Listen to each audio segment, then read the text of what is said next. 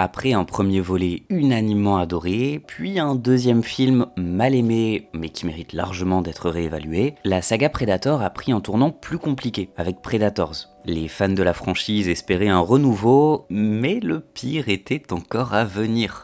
Le pire, mais aussi une grande réussite inattendue. Salut, c'est Clem, et aujourd'hui on termine notre rétrospective de la saga Predator. Et on va enfin répondre à la question posée dans le premier épisode, est-ce que Predator est une franchise ratée, ou est-ce qu'elle nous a apporté plus de réussite que de déception? Mais d'abord, un petit mot sur notre sponsor du jour. Parce que si les Yoja collectionnent les trophées, les humains préfèrent généralement les cadeaux, et les jolis cadeaux. Personnellement, dans les cadeaux auxquels j'accorde le plus d'attache émotionnelle, il y a plusieurs bijoux. Des bracelets en particulier qui correspondent à des souvenirs, des périodes particulières de ma vie et que j'aime toujours garder près de moi. Et c'est exactement ce type de cadeau précieux et de qualité que propose Holzkern.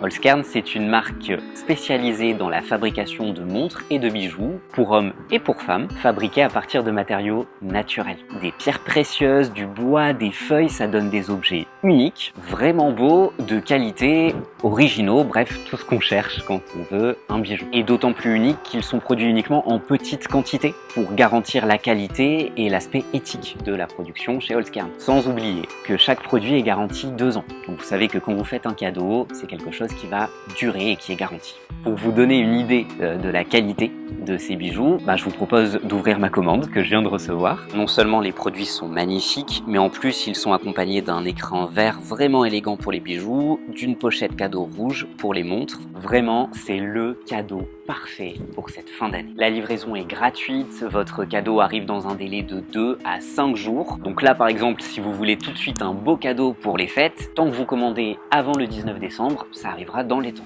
Donc n'hésitez pas, vous pouvez utiliser le lien que j'ai mis en description, qui sera en commentaire épinglé, et j'ai un code qui vous offre 15% de réduction. T'as pas une gueule de porte-bonheur.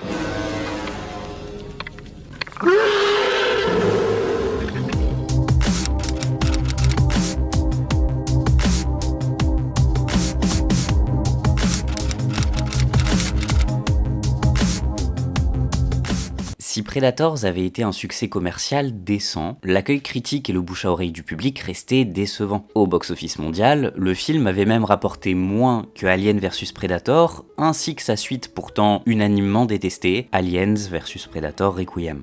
Les envies de suite au film produit par Robert Rodriguez vont donc rapidement disparaître, et la franchise retourne se reposer pendant 8 ans. Dès 2014, la 20th Century Fox avait pourtant annoncé que Shane Black était aux commandes d'un nouveau Predator, annoncé comme une suite directe et non pas un reboot de la franchise. Shane Black sortait tout juste du carton box-office Iron Man 3 et son lien avec Predator remontait au tout premier volet, dans lequel il tenait le rôle de Rick Hawkins. Autrement dit, sa présence pouvait à la fois rassurer les investisseurs et les fans de la première heure. Mais avant de mettre en scène le Yoja, Shane Black va d'abord se lancer dans la réalisation du film The Nice Guys, ce qui va repousser les projets de la Fox. Lorsque le projet de Predator est enfin lancé, on apprend que Shane Black retrouve Fred Decker à l'écriture, son compère de The Monster Squad. You know who to call when you have ghosts.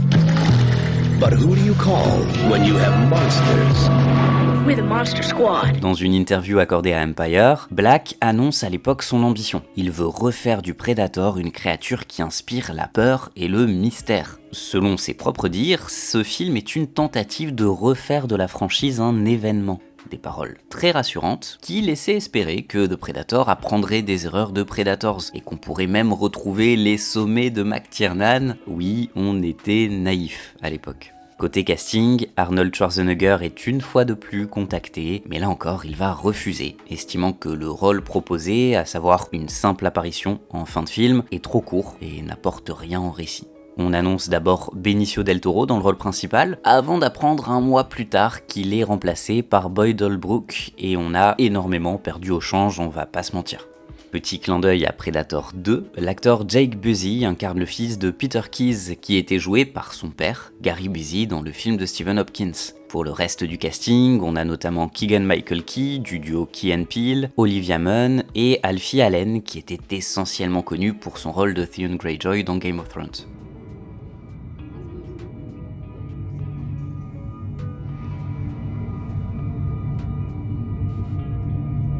Officiellement, le tournage se passe tranquillement, mais c'est à partir des projections tests que tout commence à déraper. Les premiers retours du public sont très mauvais et la Fox va demander à Shane Black de réécrire entièrement le dernier acte qui était un combat de jour avec plusieurs créatures hybrides sorties du vaisseau Yoja. On a de nombreuses photos de cette séquence qui circulent sur internet et Shane Black avait même insisté pour sortir une director's cut, mais la Fox a refusé, estimant que ça coûterait trop cher de finaliser les effets spéciaux pour une version déjà mal reçue. Ça c'est la version officielle. En interne, on sait que le film a été un véritable combat. C'est un film malade qui a été charcuté avec de très nombreux reshoots qui ne cessaient d'être réécrits à mesure que le tournage avançait, et tout le projet va devenir une lutte entre Shane Black et le studio plutôt qu'un effort collectif pour essayer de donner un film correct. Plusieurs fins alternatives sont tournées, dont une qui comprenait Ellen Ripley et une autre avec une Newt adulte. L'idée c'était de renouer rapidement avec la saga Alien, mais fort heureusement ces séquences ont été abandonnées. The Predator est sorti en salle le 14 septembre 2018 et c'est un échec critique total. Bien pire que l'accueil initial de Predator 2 et Predators.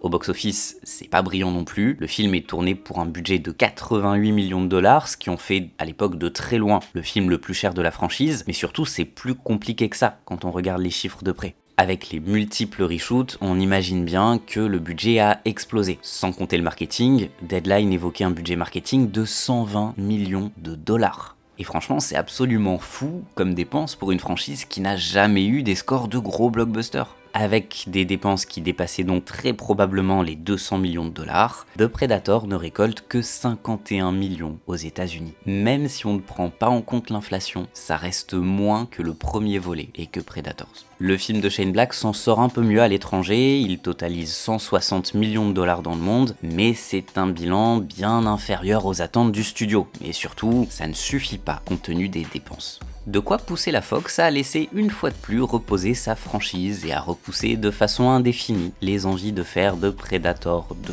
Alors ce Predator version Shane Black, de quoi il parle? Est-ce qu'il est vraiment aussi mauvais que sa réputation le suggère? Tout commence avec le crash d'un vaisseau Yoja. Quinn McKenna, sniper de l'armée américaine déployée à Mexico, survit de justesse à une attaque de Predator. Le reste du récit va s'intéresser à McKenna, à son fils autiste qui se retrouve avec le casque du Yoja, ainsi qu'une scientifique et un groupe de soldats avec différents troubles post-traumatiques. Avant de donner mon avis, je tiens à rappeler que c'est un film malade. Je juge le produit tel qu'il est, mais c'est évident que le film a été charcuté, que c'est pas un produit abouti auquel on assiste, et que son contexte de production peut probablement expliquer bien des erreurs. En l'occurrence, que vaut le film tel qu'il est? Shane Black avait confié en interview qu'il voulait faire un buddy movie typique des années 90, mêlé à un pur film d'Halloween fait pour être vu dans un cinéma drive-in. En fait, il a conçu à la base de Predator comme un trip nostalgique. Le problème, c'est qu'il n'y a parfois qu'un pas entre l'hommage et le film tout simplement daté, qui arrive trop tard et réchauffe mal tous les clichés d'une certaine époque.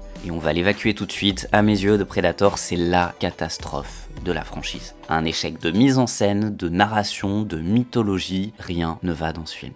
Le premier point qui saute aux yeux, c'est qu'on est en pleine période de grâce du MCU. Et donc, comme la plupart des super productions hollywoodiennes de cette époque, The Predator colle totalement à l'identité des films Marvel, tant esthétiquement que dans son écriture. Les blagues trop appuyées, les références méta, le film qui ne se prend jamais au sérieux et du coup qui refuse constamment les enjeux de sa narration, The Predator c'est un volet du MCU avec un peu plus de sang, histoire de faire croire qu'on respecte encore un peu l'identité de la franchise. Et c'est plus frappant que jamais lors de la toute dernière scène avec ce costume appelé le Predator Killer qui semble tout droit sorti d'un Iron Man. Ça fait partie des séquences imposées par le studio, mais franchement c'est d'une bêtise incroyable.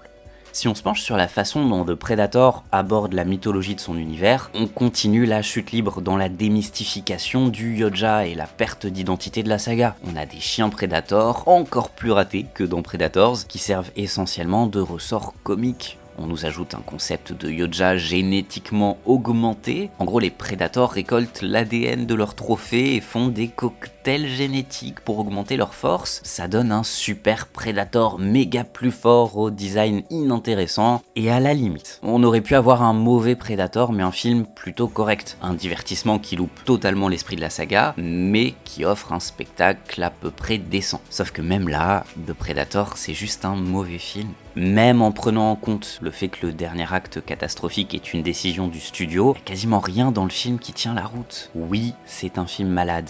Oui, il n'est pas aidé par son contexte, mais le projet était quand même déjà mal en point dès le début du tournage. L'écriture ne fonctionne pas. Shane Black est souvent doué pour les personnages extravagants et les dynamiques de groupe. Avec ses soldats un peu barrés, il avait l'occasion de faire une bande de bras cassés, des héros un peu ratés mais attachants. Sauf que le film lance 10 intrigues à la fois. Les soldats en quête de rédemption, la scientifique prise malgré elle au milieu du conflit, une sorte de complot gouvernemental tout droit sorti d'une production Asylum, un enfant autiste, la bataille entre Predator et Predator augmenté génétiquement, ça ne prend pas parce que le film ne raconte rien jusqu'au bout. Même la personnalité des soldats se perd en cours de récit. On a trop de concepts balancés de façon aléatoire, aucun arc narratif précis, pas d'enjeu réel, pas de personnage suffisamment bien caractérisé. Et puis surtout, ce personnage d'enfant, c'est probablement une des pires représentations de l'autisme au cinéma de ces 20 dernières années. Et pourtant, cette année, on a eu The Unbreakable Boy avec Zachary Levi, un film conservateur qui nous explique que Jésus peut aider à faire face à l'autisme, et ben même ça, c'était moins pire que l'écriture du gamin dans The Predator. Du côté de la mise en scène, Shane Black, c'est généralement l'assurance d'un film dynamique, plutôt bien foutu, c'est quand même un très bon technicien. The Nice Guys, qui était sorti juste avant, c'est un film pour lequel j'ai beaucoup de sympathie et qui offrait quelques moments de bravoure vraiment appréciables. Mais là, tout tombe à plat. Les combats sont filmés mollement, sans inspiration, les prédateurs semblent balourds, c'est juste des gros monstres pas particulièrement doués au combat, c'est quand même un comble pour les chasseurs absolus de la galaxie. Lors du combat final, l'action est tellement peu lisible qu'on a parfois du mal à comprendre qui est mort au milieu du montage épileptique absurde. Et franchement, même lors de morts censées être un peu tragiques, Shane Black arrive à nous coller de l'humour façon Marvel. Comment prendre son film au sérieux ?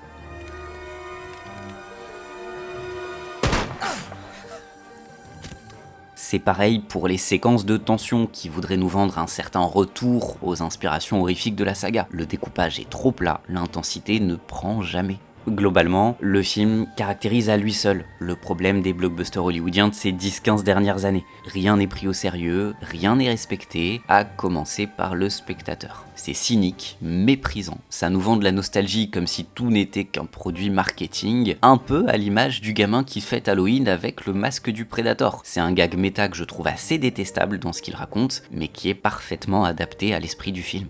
Bref, The Predator, c'est à mes yeux ce qui est arrivé de pire à la saga. On peut au moins sauver l'évasion du laboratoire en tout début de film, mais ça fait bien peu pour un long métrage complet. Vous savez quoi ? Le court-métrage animé de Noël qui a été fait pour la sortie physique du film, il est 100 fois plus efficace à la fois dans la violence et dans la tentative d'humour que le film voulait proposer, et ça, c'est vraiment peu flatteur.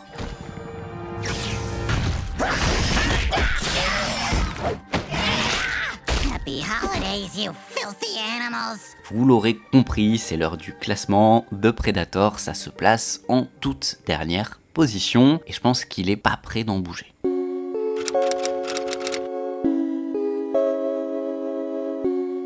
The Predator aurait pu être l'échec de trop, celui qui tue une franchise au moins pour quelques années, voire quelques décennies. Mais déjà, on est à l'ère des franchises, donc franchement, pour qu'une franchise meure, il faut vraiment qu'elle fasse des chiffres cataclysmiques. Mais surtout, peu avant la sortie du film de Shane Black, on a appris l'intention de Disney de racheter la 20th Century Fox. Un rachat finalisé en 2019, et pour la firme aux grandes oreilles, l'objectif était clair, rentabiliser le catalogue de la Fox. Autant dire que Predator n'allait pas dormir bien longtemps. D'autant qu'avant même la sortie de The Predator, un duo avait déjà approché la Fox avec une idée pour relancer complètement la franchise. Ce duo, c'était Dan Trachtenberg, réalisateur du très bon 10 Cloverfield Lane, et Patrick Hayson, scénariste pour les séries Wayward Pines et Kingdom. Avant d'obtenir son titre final, Prey, le titre du tournage était Skull, et l'idée c'était de travailler dans l'ombre sans que le public ne s'attende à un nouveau Predator. Le casting est finalisé début 2020. La jeune actrice Amber Midthunder tiendrait le rôle principal. On l'avait aperçue dans la série Légion, ainsi que dans la série Banshee, mais cette fois-ci dans un rôle plus secondaire. L'actrice va effectuer la plupart de ses cascades toute seule, et ses capacités physiques ont énormément impressionné l'équipe de tournage. Changement colossal à l'échelle de la franchise, ce serait le premier film Predator à remonter le temps, puisqu'il se déroulerait au XVIIIe siècle. Prey marquait au passage un retour aux sources. Le film n'aurait qu'un seul Yoja, et il serait incarné par un acteur dans un costume. Une chasse plus tendue, le retour des effets pratiques, ça fait beaucoup de bonnes nouvelles là quand même. C'est d'ailleurs Dane DiLiegro qui enfile le costume, un ancien basketteur qui mesure 2,3 m et habitué aux costumes horrifiques, puisque c'est lui qui incarnait Baal dans l'anthologie American Horror Stories en 2021. Le costume pesait 36 kg, et pour rendre la taille du Predator encore plus imposante, la tête du Yoja est posée par-dessus la tête de l'acteur, donc entièrement animée par animatronics. À l'intérieur, Dane DiLiegro pouvait voir grâce à 2 trous au niveau du cou du costume. Et citons le héros le plus fabuleux de tout le film, Sari, le compagnon canin de Naru. Dan Trachtenberg a eu l'idée d'ajouter un chien à son héroïne en revoyant Mad Max 2. Sari est incarné par un Carolina Dog nommé Coco, un chien qui était dans un refuge et qui a été adopté puis entraîné spécialement pour le film. D'ailleurs, la semaine de sortie du film, le site Does the Dog Die a enregistré un nombre record de connexions de la part de spectateurs anxieux à l'idée que Sari meurt dans le film. Petit spoiler, rassurez-vous, le Good Boy survit au film. Prey a coûté 65 millions de dollars. On retrouve donc un budget plus modéré et le film ne sort pas dans les salles de cinéma. Disney voulait l'utiliser comme une pub parfaite pour sa plateforme Hulu aux États-Unis. Le film va recevoir un accueil critique extrêmement positif. Les audiences communiquées par Disney sont excellentes, et c'est difficile de donner un chiffre précis sans box-office, mais une chose est certaine, Dan Trachtenberg semble avoir réussi l'impossible. Il relance une saga agonisante avec un film qui remet à peu près tout le monde d'accord. Alors Prey, de quoi ça parle, et est-ce que ça méritait un tel engouement ? En 1719, Naru est une jeune guérisseuse comanche qui veut prouver sa valeur de chasseuse à sa tribu. Accompagnée de son fidèle chien Sari, elle aperçoit une étrange lumière dans le ciel qu'elle interprète comme étant un oiseau tonnerre. Entre les colons européens et le Yoja, la chasse initiatique de Naru sera bien plus compliquée que prévu. Bon, je ne vais pas faire durer le suspense, j'adore Prey. Pour la première fois depuis le film de McTiernan, on a enfin un cinéaste passionné par cet univers qui semble l'avoir compris à merveille et qui en tire un récit tendu, intelligent, politique, mais aussi sacrément divertissant. Dès les premiers brouillons de Predator 2, le voyage à travers le temps avait fait partie des fantasmes de la saga. Et même si la Fox avait refusé ce Predator 2 en pleine Seconde Guerre mondiale, le film de Stephen Hopkins glissait un clin d'œil avec ce pistolet qu'un Yoja remettait à Danny Glover en toute fin de récit, avec l'inscription Raphaël Adolini 1715. C'est à partir de cette simple inscription que Dan Trachtenberg va construire son récit. Une chasse dans l'Amérique du XVIIIe siècle, alors que les peuples natifs sont menacés d'extinction par des colons européens bien décidés à s'emparer de tout le territoire. Et au milieu de ce conflit brutal, un Yoja au look bien plus primitif. Et c'est purement personnel, mais c'est de très loin mon design de Yoja préféré. Le casque façon crâne ou totem, l'aspect bestial renforcé, il est vraiment imposant et terrifiant.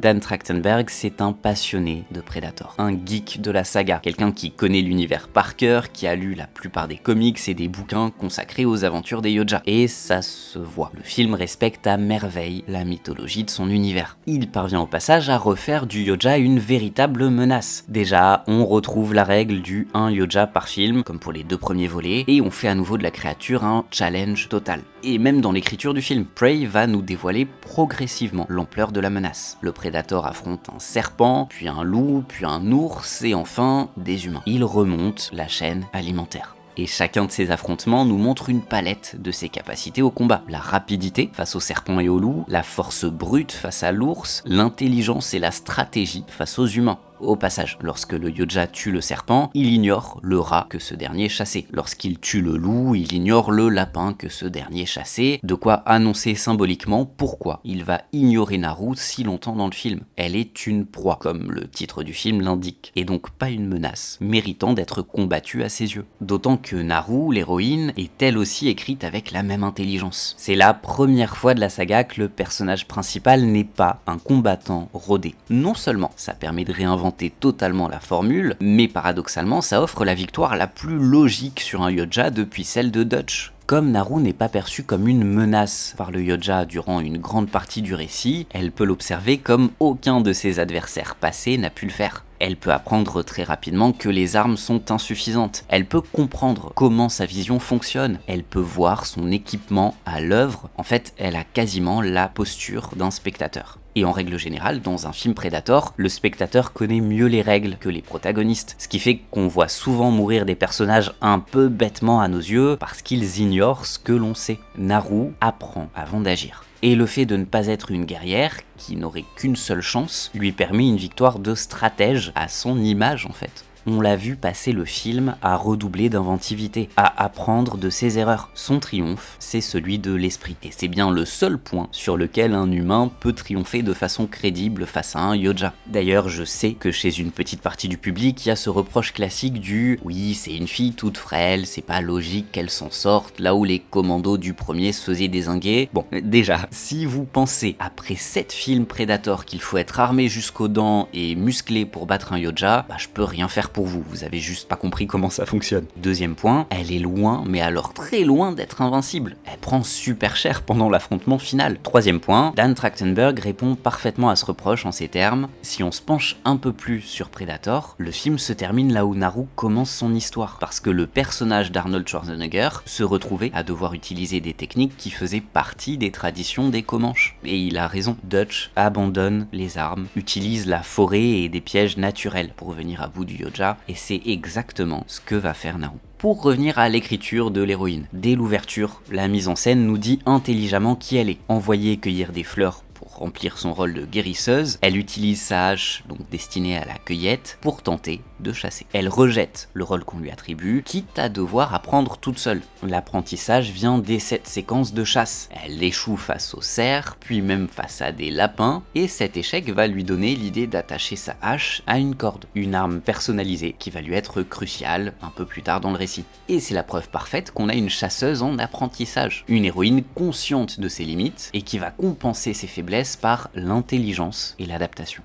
D'ailleurs, quand on arrive enfin au dénouement, tous les éléments qui vont servir à vaincre le Predator sont des éléments face auxquels Naru s'est confrontée ou qu'elle a dû utiliser en cours de récit. Les fleurs oranges pour la circulation sanguine, la fosse boueuse dans laquelle elle s'est extirpée de justesse, les hautes branches dont elle est tombée en chassant le lion, le pistolet obtenu après avoir été faite captive, le casque du Yoja qu'elle a pu observer à l'œuvre lorsqu'elle était captive, et donc jugée inoffensive par ce dernier, et enfin la hache avec une corde. Aucun protagoniste de la saga n'avait dû jongler entre autant d'outils et d'armes pour triompher, et aucun n'avait autant échoué avant d'apprendre de toutes ses faiblesses et de progresser. You can't see, but I'm killing you.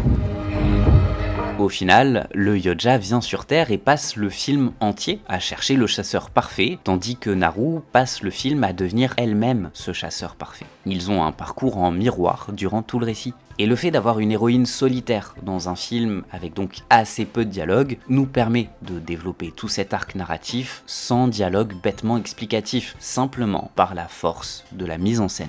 Pour conclure sur Prey, il s'agit du film le plus politique de la saga depuis le premier volet. Là encore, comme chez McTiernan, le propos est développé avec intelligence et naturel, sans forcer avec de grandes leçons énoncées à voix haute. Bien que ça ne soit pas le cœur des enjeux, Prey est un film assez passionnant sur la colonisation du Nouveau Monde. Déjà dans sa représentation des peuples comanches, une vision historiquement très réaliste puisque le cinéaste a tenu à travailler avec de nombreux historiens pour mettre en scène ces natifs comme Hollywood ne les représente que trop rarement.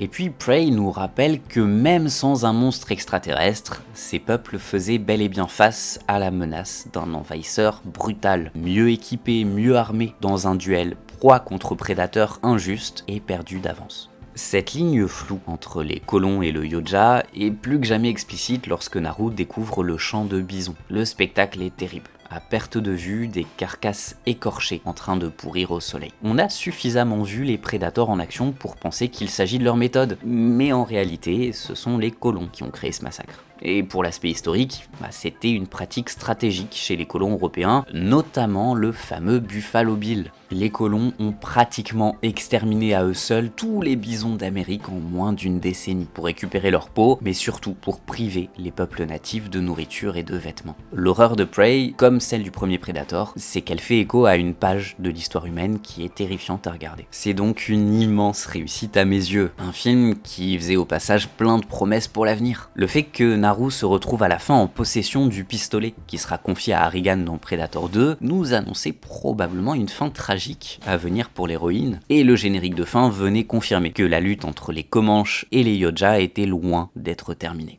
Allez, c'est le petit moment classement, vous avez compris, j'adore ce film, il se place donc à la 2e place du classement.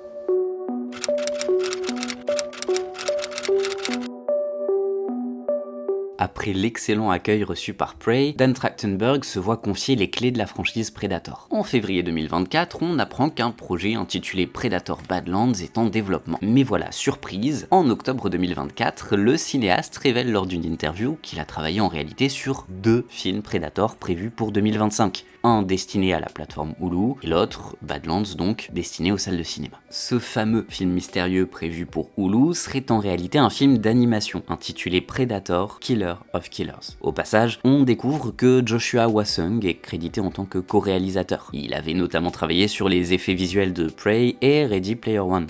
Au scénario, Trachtenberg travaille avec Micho Robert Routare, un scénariste au début compliqué, puisqu'il a travaillé sur des navets comme Meteor Apocalypse et Mega Shark vs Crocosaurus. Et il était dans l'équipe technique de tous les films Sharknado. Comme quoi, faut jamais désespérer, même quand on a l'impression qu'une carrière artistique fonce droit dans le mur. Pour le style d'animation, les 2 réalisateurs expliquent vouloir quelque chose d'intense, brutal et fluide. Trachtenberg cite en inspiration principale le chef-d'œuvre Akira de Katsuhiro Otomo, ainsi que la série Arcane sur Netflix. Au passage, plusieurs animateurs qui ont travaillé sur Arcane vont travailler sur Killer of Killers, notamment Stephen J. Meyer, qui est responsable de l'animation des personnages principaux. C'est le studio Third Floor qui se charge de l'animation, un studio spécialisé dans la prévisualisation 3D des séquences qui demandent beaucoup d'effets spéciaux. Third Floor, c'est une référence dans le milieu. Il bosse sur la plupart des films Marvel, Star Wars. Pour l'aspect violent, Trachtenberg a globalement carte blanche et il s'agira du tout premier film d'animation estampillé Disney à recevoir une classification R aux États-Unis. Et autre petit record historique, c'est le plus court de tous les films Predator avec une durée de 1h25 à peine. Le projet va énormément évoluer en cours de développement avec de très nombreux designs testés tant pour les Yoja que pour les personnages principaux. Initialement, le personnage de Torres, le pilote américain, c'était censé être un jeune pilote allemand ayant pour mission de tester un tout nouvel avion sur le champ de bataille. Predator Killer of Killers sort le 6 juin 2025 sur Hulu aux États-Unis et sur Disney+ à l'international. L'accueil critique est globalement positif et les informations dévoilées par Hulu et Disney+ indiquent d'excellentes audiences et au passage le film va bénéficier d'une fin légèrement remaniée à partir du 25 juillet 2025, mais on va revenir là-dessus un peu plus tard parce que c'est loin d'être un simple détail. Mais alors ce petit détour par l'animation, de quoi ça parle et qu'est-ce que ça vaut ? Killer of Killers raconte 3 segments à travers 3 époques différentes. Une guerrière viking en 841, un shinobi en quête de vengeance en 1609 et un pilote de ligne de l'armée américaine en 1942. Les 3 vont affronter un Yoja et les 3 segments finissent par se rencontrer lors d'un dernier acte assez surprenant. Si Killer of Killers a globalement été bien reçu tant par le public que par la presse, j'avoue ne pas partager cet enthousiasme. Et pourtant j'avais des attentes assez limitées parce que ce projet ça ressemblait vraiment à un petit pas de côté pour nourrir l'algorithme de contenu Predator en attendant un véritable film destiné aux salles de cinéma. Et globalement, c'est un petit peu le cas. Killer of Killers ça reste une œuvre assez mineur, tant dans son ambition que dans sa narration. Le premier point noir à mes yeux, c'est l'aspect très mécanique et artificiel du scénario. Une fois qu'on a compris la structure, tout devient assez redondant en attendant le dernier acte. Un dernier acte qui est presque le véritable début de la narration après 3 courts-métrages d'introduction. Et avec ce parti pris, les personnages n'ont pas le temps d'être développés au-delà de stéréotypes assez fades. On n'a pas vraiment le temps de croire en eux, et donc pas le temps de s'attacher à eux, parce que Dan Trachtenberg n'a pas le temps de nous raconter autre chose qu'une suite de lieux communs. En fait, comme beaucoup de productions à destination des plateformes, ça se regarde d'un œil sans déplaisir, mais sans investissement non plus. À une époque, ça aurait été un DTV honorable, et aujourd'hui c'est une sortie plateforme, c'est la même idée. On pourrait me répondre que l'argument principal des 3 premiers chapitres se trouve bien plus dans le spectacle et l'action que dans la narration. Et soit, je reconnais que c'est assez plaisant dans l'ambiance, les combats sont bien rythmés, il y a des trouvailles assez originales dans les mises à mort et dans la façon de vaincre les Yoja. Et plus globalement, pour ceux qui craignaient l'effet animation et Disney, on a un film vraiment bourrin et qui l'assume, et ça fait plaisir. Mais voilà, même ce plaisir esthétique, il est quand même en demi-teinte, parce que le style visuel est très loin de la démonstration technique d'un Arcane, et encore plus loin d'un Akira. On est clairement sur un produit sous-traité. L'animation est saccadée, ça nuit à l'envie de combat fluide et intense, et les textures sont franchement étranges, le chara-design est inégal. On assiste plus à de longues cinématiques en quête de money shot gratuits qu'à un long métrage intelligemment pensé et exécuté. C'est un produit pour plateforme de streaming, et ça se voit. En fait, c'est comme si les animateurs de chez Third Floor avaient gardé le style grossier et brut des prévisualisations habituelles, sans chercher à réellement perfectionner le rendu final. Mais ma plus grosse réserve, elle vise le dernier acte. On découvre que les Yoja récupèrent systématiquement tous les humains, et en fait toutes les créatures ayant tué un Yoja, et les réunissent dans des arènes pour combattre. C'est très littéralement un des concepts créés par Robert Rodriguez en 1994, mais aucun film n'avait encore réutilisé et intégré cette idée au lore de la saga au cinéma. Je comprends totalement que certains fans trouvent l'idée vraiment cool. De mon côté, ça me sort complètement des films. Parce que j'y vois surtout un immense doigt d'honneur aux opus précédents. C'est comme si tous les héros qu'on avait vus se battre comme des forcenés depuis le premier film avaient combattu pour rien. À mes yeux, ça détruit l'enjeu émotionnel et dramatique ainsi que la trajectoire de chaque héros ou héroïne de la saga. Et ce paradoxe narratif se retrouve particulièrement dans la deuxième fin rajoutée quelques mois plus tard. À l'origine, on se rendait compte que Naru était conservé dans une sorte de chambre cryogénique en attente de combattre sur cette planète étrangère. Sauf que quelques mois plus tard, 2 détails ont été ajoutés. Dutch et Harrington sont également cryogénisés aux côtés de Naru. Trachtenberg a beau expliquer en interview qu'il a eu la bénédiction de Schwarzenegger pour cet ajout, difficile de ne pas être un peu perplexe quand on sait que l'acteur avait refusé de revenir dans Predator 2, Predators et The Predator. Et on en vient surtout à cet aspect qui me gêne de plus en plus dans la pop culture hollywoodienne, le rapport cannibale que cette industrie entretient avec son passé. Impossible d'avancer sans se retourner systématiquement, impossible de créer des zones d'ombre sans qu'une suite ne veuille tout expliquer, ajouter du lore, tuer tout le mystère. Prey avait tout compris. Comment réinventer la franchise sans verser dans le fanservice, sans jouer au préquel inutilement surexplicatif façon Solo de Ron Howard. Killer of Killers tombe dans tous ces pièges. C'est un produit qui existe pour justifier des suites, pour ajouter du lore en attente de suite, pour étendre la franchise, pour faire du contenu de plateforme. En fait, Killer of Killers existe pour tout, sauf pour être une œuvre à part entière qui se tient de façon indépendante. C'est le moment classement. Je le répète, j'ai pas passé un mauvais moment devant Killer of Killers, mais ça ressemble beaucoup trop à un produit, pas à une œuvre artistique qui a une ambition propre. Je vais donc le placer à la 4e place, parce que ça reste quand même bien plus agréable à regarder que le film produit par Rodriguez et que le désastre de Shane Black.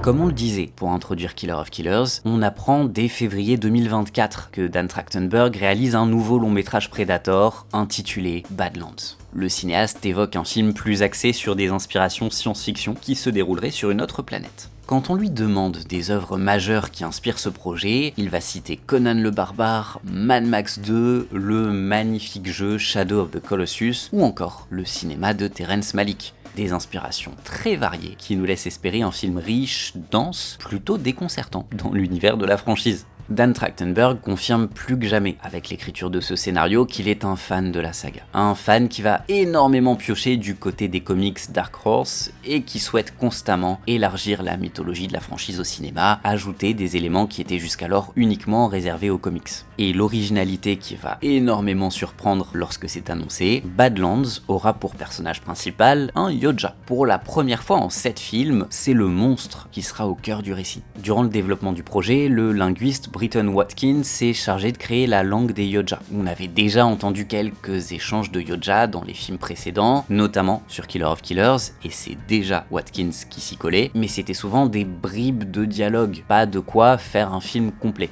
C'est un défi de taille pour le linguiste, qui avait déjà travaillé sur une langue extraterrestre, le Klingon, dans Star Trek Into Darkness de J.J. Abrams. No,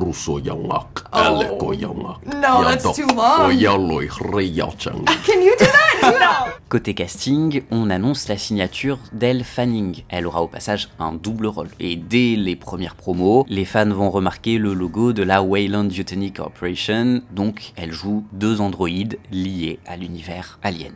Pour incarner Dek, le héros Yoja, c'est l'acteur néo-zélandais Dimitrius Schuster Koloamatangi qui est retenu. Exactement comme pour Prey, c'est le studio Gillis qui crée le costume, et initialement l'idée c'était de retrouver un Yoja uniquement par effet pratique avec un visage animé par animatronics. Mais dès le début du tournage, Dan Trachtenberg se rend compte que les émotions qu'il attend du personnage ne fonctionnent pas en animatronics. Il va donc utiliser la motion capture pour mieux traduire la performance de son acteur. Au passage, la célèbre société néo-zélandaise Weta, fondée par Peter Jackson, participe également à la création de l'armure, des nombreuses armes de Dek, ainsi qu'au travail sur les effets numériques. Petit clin d'œil discret, on aperçoit dans la salle des trophées en début de film un crâne qui ressemble très fortement à un Harvester du film Independence Day. Alors est-ce que c'est juste un easter egg rigolo ou la promesse d'un univers étendu toujours plus étendu? Seul l'avenir nous le dira. Le marketing est lancé par la sortie d'un comics qui sert de préquel à l'histoire et qui est publié chez Marvel. La véritable surprise, c'est que Predator Badlands reçoit une classification PG-13,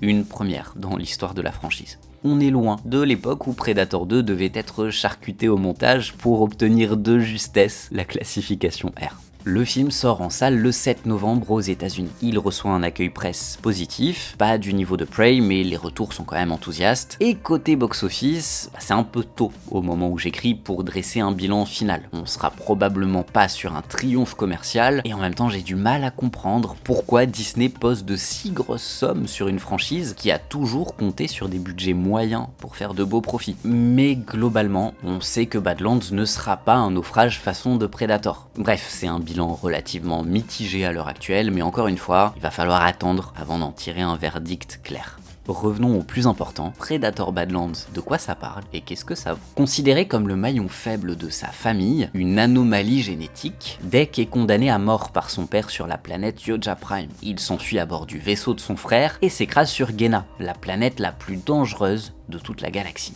Son objectif est simple, tuer le Kalisk pour retrouver son honneur. Petit problème, le Kalisk c'est un monstre qui a la réputation d'être impossible à tuer. Dans sa quête pour la chasse ultime, Dek va rencontrer Tia, une androïde scientifique dont la connaissance très poussée de cette planète pourrait lui être utile. Difficile d'avoir un avis mesuré sur Badlands. Quand on lit les réactions du public, les retours sont très polarisés. Soit faut crier au génie et c'est un renouvellement total de la saga, soit faut pleurer sur la Disneyification de l'univers, le wokisme imaginaire qui serait la source de tous les problèmes du monde, et à vrai dire, comme toujours, c'est plus compliqué que ça. Predator Badlands apporte effectivement un renouveau. La mythologie s'élargit, on apporte plein de nouvelles espèces, des nouveaux paysages, on en apprend plus sur la hiérarchie et les rites de passage au sein de la société Yoja. J'apprécie également le bestiaire, l'imaginaire déployé sur la planète Gena. Trachtenberg redouble d'inventivité pour en faire la planète mortelle et dangereuse par définition. Des herbes hautes plus tranchantes que des rasoirs, des plantes qui envoient des épines paralysantes, des arbres vivants, tout sur Gena est un danger constant. J'aime d'ailleurs beaucoup le miroir qui est fait en fin de récit entre Dek et Dutch. Tout comme le héros du premier film, Dek va finir par se fondre dans la nature, apprendre de la jungle et des pièges naturels qu'il voyait comme des ennemis pour en faire ses alliés. Il triomphe grâce à cette nature hostile et la laisse exprimer sa brutalité plutôt que de chercher à la soumettre. Le design de certaines créatures fonctionne. J'aime bien le Kalisk et je trouve que son rendu est assez impressionnant, même si je suis loin d'être aussi enthousiaste sur le design de Bud, mais on y reviendra. La saga Predator a également été, dès son deuxième volet, caractérisée par l'envie constante de réinvention. Cette fois-ci, Trachtenberg délaisse complètement l'aspect horrifique pour aller vers de la pure SF bien pulp, mêlée au film d'aventure avec une pointe de récit initiatique. Et c'est à la fois l'originalité évidente de cet opus et la grosse limite que j'ai avec Badlands. Parce que cette envie de faire de la SF pulp divertissante, ça vient se heurter à l'identité même de la franchise. Au cinéma, le Yoja c'est un chasseur impitoyable. L'univers Predator, c'est un univers horrifique. De l'horreur mêlée à plein d'autres genres, mais on a toujours tenté de conserver la terreur liée à ces êtres surpuissants. En abandonnant totalement cet aspect, Badlands perd presque tout l'intérêt de son concept. On nous promettait un Yoja en personnage principal, c'était un immense terrain de jeu en termes de narration. Il y avait de quoi développer un anti-héros, un personnage monstrueux, terrifiant, confronté à d'autres créatures tellement horribles que le spectateur se trouverait dans une zone morale trouble, à vouloir le triomphe d'un monstre malgré tout. Bon, oubliez tout de suite la complexité et l'ambiguïté. Deck, c'est un humain. C'est un humain dans un costume, mais c'est un humain. En fait, on pourrait placer le récit de Badlands dans n'importe quel univers, on verrait pas la différence tant le Yoja n'en est pas un. Et attention, je sais que le but du film c'est de nous montrer un Yoja différent, jugé déviant, faible, mais est-ce que tout l'intérêt c'était pas justement de le voir redoubler d'efforts et de cruauté dans sa chasse pour être reconnu par les siens? Non, parce que vraiment, si l'intérêt du film c'était de voir un monstre à part, qui s'enfuit de sa planète après avoir été condamné, qui se fait une amie bavarde et drôle mais un peu différente des autres, avec qui il va former une famille bancale mais attachante, je serais allé revoir Lilo et Stitch. Les grandes leçons de vie sur l'appartenance, la famille que l'on choisit, j'ai pas envie de voir ça dans un Predator. Sur papier, j'ai rien contre une comédie romantique entre un cuisinier et une critique culinaire par exemple. J'ai juste pas envie que le cuisinier ça soit Hannibal Lecter. Ce que je veux dire, c'est que les univers de fiction, ils ont un sens. Et s'il est important de réinventer les mythologies pour pas tomber dans du film de fan, quelque chose de joliment emballé mais qui ne raconte rien, une sorte de musée façon Alien Romulus, y a quand même une limite au respect de cet univers. Et je comprends pour cet aspect soft que certains crient à la Disneyification, mais pour être honnête, The Predator c'était déjà un opus du MCU avant même que Disney ne récupère les droits de la franchise. Le problème c'est pas tellement Disney que Hollywood qui court après un format de blockbuster familial, lisse et convenu, quand bien même ce format commence sérieusement à lasser depuis des années. Ce qui faisait toute la force de Prey, c'est qu'on avait un film Predator qui se pensait en tant que film, pas en tant que franchise. Ici, beaucoup de choses sont pensées pour la suite. Bien évidemment qu'on aura un crossover Alien versus Predator, bien évidemment qu'on lâche un petit twist final pour préparer la suite, bien évidemment nos deux héros et leur mascotte moche s'en sortent parfaitement indemnes, et bien évidemment la violence est aseptisée parce que quand ton film coûte 110 millions de dollars, tu vas pas prendre autant de risques que sur Prey qui coûtait 2 fois moins. À la limite, c'est pas un bon film Predator, mais est-ce qu'au moins c'est un bon film tout court? Franchement, pas tant que ça. Dan Trachtenberg reste un technicien compétent, voire talentueux, et ça se voit. Visuellement, c'est réussi, le film se tient bien. Alors, j'avoue que j'ai plus de mal avec le montage brouillon de certains combats, et je trouve ça assez surprenant parce que c'était le grand point fort des deux opus précédents, mais globalement, la mise en scène est efficace. Pas non plus au point d'oser les comparaisons avec Terrence Malick et Shadow of the Colossus. Il faut se calmer, on ressent jamais ce sentiment de contemplation ou de gigantisme, mais ça fait le taf. Dans l'écriture, en revanche, on a un film d'une banalité assez terrible. Tia, c'est l'incarnation du sidekick rigolo, assez épuisant. Elle passe le film à parler, l'humour est très appuyé, et puis surtout c'est un archétype qui sent le réchauffer. Et ça peut s'appliquer à tout le film. La structure narrative, l'évolution des héros, les combats sans réels enjeux, les méchants très méchants, qu'est-ce que ça nous raconte? Qu'est-ce que le film nous dit qu'on n'a pas déjà entendu 1000 fois en mieux raconté? L'amitié improbable entre des êtres que tout oppose, l'animal monstre bizarre dont le héros ne veut pas mais qui va s'incruster jusqu'à gagner sa sympathie, le repas près du feu dans une grotte où tout le monde se rapproche, la trahison, le pardon, la réunification dans un grand combat final où toute cette belle famille dysfonctionnelle s'entraide, on dirait qu'on coche des cases sans chercher la moindre originalité. Et puis mettons que l'idée c'était de suivre Deck, qui apprend à rejeter les pratiques des Yoja et forme son clan à lui. Il perd ses armes, sa technologie, il utilise la nature, un sens aigu de la stratégie, pour devenir le chasseur ultime qu'il veut être, pas celui qu'on attend qu'il devienne.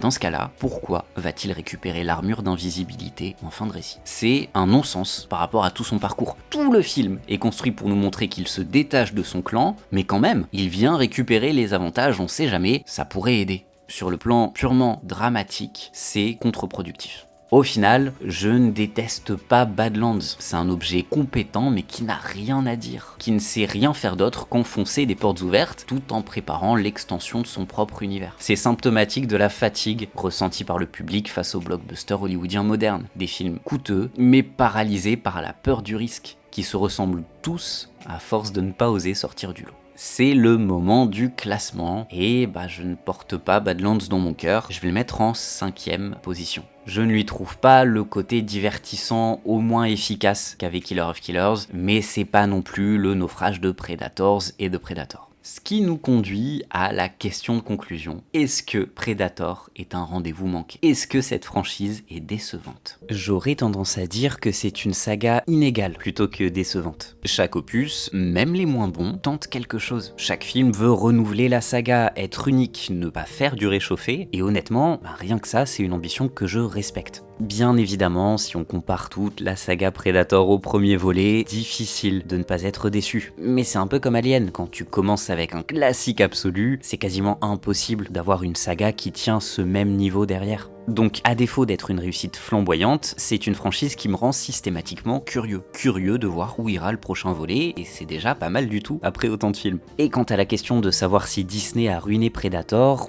non, ou du moins pas encore. On a beaucoup reproché à Badlands d'être PG-13, mais Disney n'avait pas hésité à valider Prey et Killer of Killers, qui étaient classés R. Idem pour le côté amitié entre le Yoja et l'héroïne, j'aime pas du tout l'idée, mais Alien vs Predator l'avait déjà eu bien avant Disney. Et même pour le ton trop léger, The Predator était déjà un sous-Marvel avant le rachat de Disney. Non, le côté lisse de Badlands, c'est un problème global à Hollywood à mes yeux, pas le problème d'un seul studio. En revanche, Disney risque de ruiner la franchise à trop vouloir l'exploiter. En 3 ans, on a eu 3 films Predator, là où il avait fallu attendre 13 ans entre Predator et Predators. Disney veut absolument rentabiliser ses franchises, et sur ce point, je pense que ça peut pousser à sortir des films et des séries bâclées sans idée, qui existent pour le contenu et pas pour raconter quelque chose. La saga Alien l'a vécu à cause de Disney avec l'horrible série Alien Earth, et la saga Star Wars aussi perd tout son aspect événementiel à force de sortir chaque année des films ou des séries, ce qui va créer la fatigue de l'univers chez le public, même si au milieu on aura toujours quelques réussites. Ce qui risque de tuer Predator, c'est pas une quelconque direction politiquement correcte chez Disney. On parle d'une firme multimilliardaire qui n'a aucune conviction de toute façon. Elle ne cherche que le profit, ne soyons pas naïfs. Non, ce qui risque de tuer Predator, c'est le rythme effréné et ne pas laisser l'univers reposer suffisamment pour que chaque nouvel opus soit original et réfléchi. Merci en particulier à Holzkern d'avoir sponsorisé cette vidéo. Non seulement ça m'aide vraiment à l'échelle de la chaîne pour pouvoir vous proposer des vidéos plus longues, plus travaillées, qui me demandent plus de travail d'écriture et de recherche, mais surtout ça me permet de vous proposer une super solution pour vos cadeaux de fin d'année. Encore une fois, foncez utiliser mon lien et mon code pour avoir les 15% de réduction, et vous pouvez être certain que vos proches seront ravis par les beaux cadeaux que vous leur offrirez grâce à Holzkern.